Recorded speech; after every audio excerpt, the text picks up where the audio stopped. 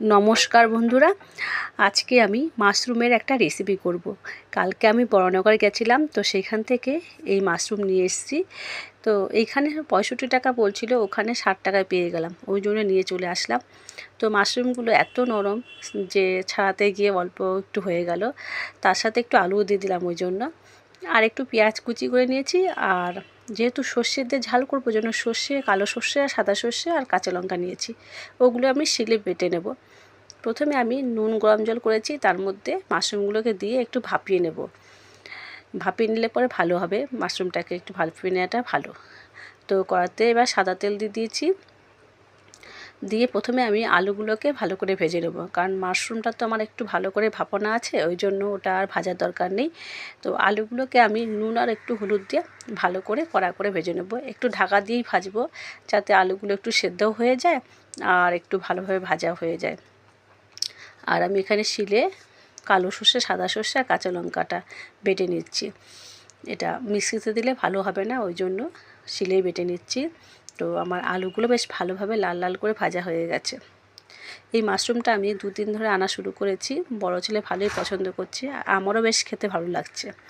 তো কড়াতে যে সাদা তেলটা আছে সেই তেলের মধ্যে কালো জিরে ফোড়ন দিয়ে দিলাম আর পেঁয়াজ কুচি দিয়ে দিলাম। একটু পেঁয়াজ কুচি দিলে পরে কি খেতে ভালো লাগবে, ওই জন্য একটু পেঁয়াজ কুচি দিয়ে দিলাম। পেঁয়াজটাকে বেশি কড়া করে ভাজবো না, বেশি লাল লাল করবো না, হালকা ভাজবো। আর একটু চেরা কাঁচা লঙ্কা দিয়ে দিলাম, কটা কাঁচা লঙ্কা বাটাও আছে আর কটা চেরা কাঁচা লঙ্কা দিয়ে দিলাম। এটা হালকা ভাজা হয়ে যাক, তারপরে আমি শিলের মধ্যে বেটে নিয়েছি কালো সর্ষে, সাদা সর্ষে, সেটার মধ্যে আমি একটু নুন আর একটু হলুদ আর একটু কাশ্মীরি লঙ্কা সব দিয়ে রেখে দিয়েছি, ওটা আমি এর মধ্যে দিয়ে দেবো। এটা ভাজা হয়ে গেছে, এবার আমি সব মিশিয়ে নিয়েছি মশলাগুলো একসাথে। এবার আমি দিয়ে দিচ্ছি, দিয়ে বেশিক্ষণ এটা কষাবো না, কারণ সর্ষের জিনিস তো বেশি কষালে কি তেতো হয়ে যায়। হালকা একটু কষিয়ে নেব। আর এর মধ্যে আমি একটুখানি পরিমাণ মতো চিনি দিয়ে দেবো, কেননা সর্ষের জিনিস তো যদি তেতো হয়ে যায়, তার জন্য আমি একটুখানি চিনি দিলাম, সামান্য একটু। এই যে আমার তেলটা ভেসে উঠেছে একদম। এবার আমি এর মধ্যে যে সেদ্ধ করে রাখা মাশরুমগুলো দিয়ে দেবো এর মধ্যে। এটা আমার একটা কষানো হয়ে গেছে। এবার আমি মাশরুমগুলোকে এর মধ্যে দিয়ে এটাকে ভালো করে কষিয়ে নেব। অল্প একটু মাশরুম হয়ে গেছে, একটা নিয়ে এসেছি, তো একটা ট্রে নিয়ে এসেছি, 2টো ট্রে হলে ভালো হতো, তাহলে আমাকে আলু না দিলে শুধু মাশরুম দিলে করলেও হতো। তা আলুটা দিলে ভালো লাগবে খেতে, ওই জন্য এটা দিয়ে একটু ভালো করে কষিয়ে নেব। তারপরে আমি এর মধ্যে যে ভেজে রাখা আলুগুলো ওগুলো দিয়ে দিচ্ছি এর মধ্যে, দিয়ে ভালো করে মশলার সাথে আলু আর মাশরুমগুলোকে কষিয়ে নেব। এই তো এবার ভেজে রাখা আলু দিয়ে দিলাম, এটা দিয়ে ভালো করে এটাকে কষিয়ে নিচ্ছি।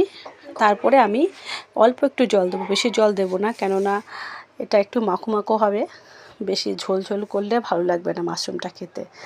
এমনিতেই মাশরুমটা তো একটু শৌখিন জিনিসের মতন খেতে ভালোই লাগে খেতে, তো শরীরের পক্ষে উপকারী জিনিস।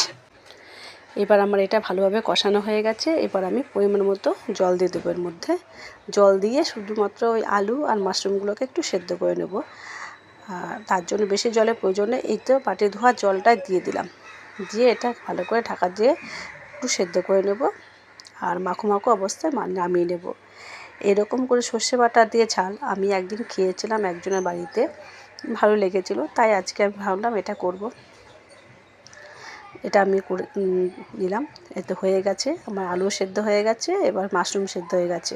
যেহেতু সর্ষের জিনিস, তার উপর দিয়ে একটু কাঁচা সর্ষের তেল দিয়ে দিলাম, ফ্লেভারটা ভালো আসবে, খেতে ভালো লাগবে। তো কেমন লাগছে দেখুন, এরকম হয়ে গেছে, ভালোই লাগছে খেতে, কিন্তু ভালোই হয়েছে। তো আপনারা এইভাবে বাড়িতে বানিয়ে খাবেন। আর যদি ভালো লেগে থাকে তাহলে অবশ্যই একটা লাইক করবেন, কমেন্টস করবেন, পারলে শেয়ার করে দেবেন। আর সবাই ভালো থাকবেন, সুস্থ থাকবেন, সাবধানে থাকবেন। টাটা, আসছি।